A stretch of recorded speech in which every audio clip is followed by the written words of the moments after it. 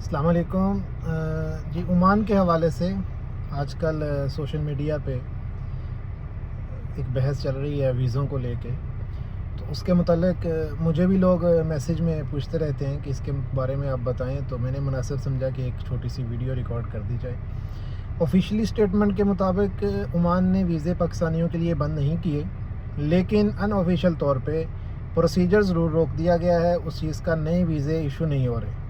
یہ تقریباً پچھلے ایک ہفتے سے یہ چیز چل رہی ہے، بہت سارے لوگوں نے رابطہ بھی کیا، اور اس کے متعلق پاکستان ایمبیسی نے خصوصی طور پہ 2 دن پہلے ایک ویڈیو بھی جاری کی ایمبیسیڈر صاحب نے اس کے متعلق۔ اب بہت ساری وجوہات ہیں، اس میں طرح طرح کی باتیں ہو رہی ہیں، لیکن جو سامنے کی باتیں ہیں وہ یہ ہیں کہ دبئی کافی وقت سے پاکستانیوں کو ویزے نہیں دے رہا تھا۔ اس کے بعد سعودیہ بچتا ہے، سعودیہ کی لیونگ کاسٹ بہت مہنگی تھی اور ویزے بھی مہنگے تھے۔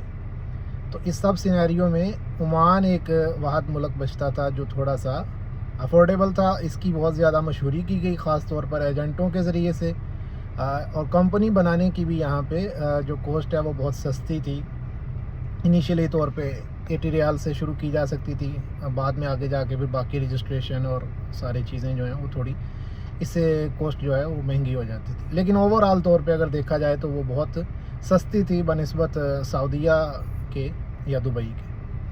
اب ہوا یہ کہ ایجنٹوں نے وہاں سے لاکھوں روپیہ لے کے لیبر طبقے کو، ہم جیسے جو پاکستانی ہیں بھائی، ان کو ادھر بھیج دیا عمان میں، اور یہاں ان کو کوئی روزگار نہیں ملا۔ عمان ایک چھوٹا کنٹری ہے، ٹھیک ہے، اور یہاں پہ اتنے زیادہ وہ اپرچونٹیز ویسی نہیں ہیں جیسی دکھائی جاتی ہیں یا بتائی جاتی ہیں۔ تو اس چیز کو لے کے جو بہت زیادہ لیبر یہاں پہ آئی، ان کے ویزے کسی اور چیز کے تھے اور وہ کام کسی اور چیز میں کر رہے تھے، ٹھیک ہے۔ تو ابھی بھی اگر آپ عمان رہنے والے اگر کوئی ہیں تو وہ میں آپ کو 2-3 ایسی جگہیں بتا سکتا ہوں جہاں پہ اگر آپ جائیں تو وہاں جا کے ایسا لگتا ہے کہ ہم پاکستان کی کسی مزدور پلی پہ آ گئے ہیں۔ بہت سارے ہمارے پاکستانی بھائی جو ہیں وہ فٹ پاتھ پہ بیٹھے ہوتے ہیں، کوئی گاڑی آتی ہے ورکر لینے کے لیے تو وہ اس کو اسی طرح گھیر لیتے ہیں جیسے پاکستان میں تھا۔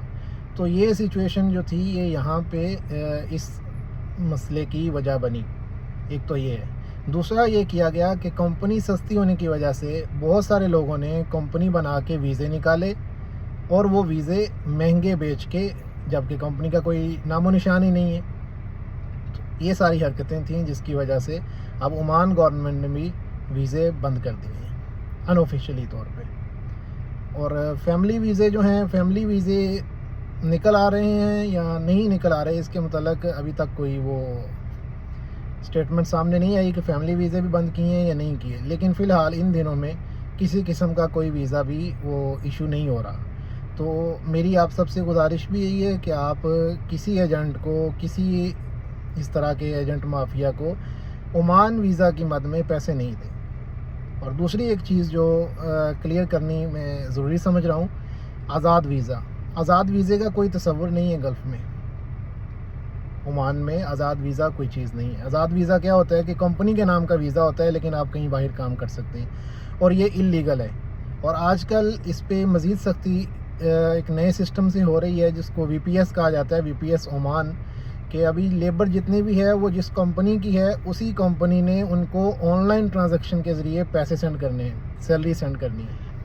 تو اب جب وہ بندہ آپ کے پاس کام ہی نہیں کر رہا تو آپ اس کی سیلری کیسے سینڈ کر سکتے ہیں؟ تو یہ ایک نئی وجہ بنے گی آزاد ویزوں والوں کی شامت آنے کے لیے، ان کی تنگی اس سے مزید بڑھ جائے گی۔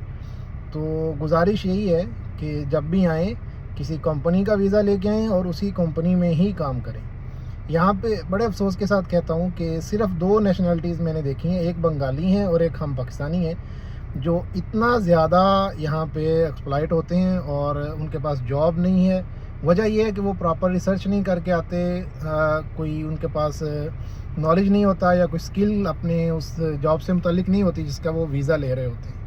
تو یہ چند وجوہات ہیں، اس پہ غور کرنے کی ضرورت ہے، ورنہ پھر ابھی نقصان جو ہے وہ یہ تو ہوا ہی ہے، اور اگر ہم اس کو قابو نہیں کر سکیں گے تو یہ بڑھتا جائے گا۔ جو بیچارے غریب پاکستانی وہاں سے نکلنا چاہتے ہیں ان کے لیے اور مزید سختیاں ہوتی جائیں گی۔ بہرحال ابھی کے لیے یہی سب کچھ تھا۔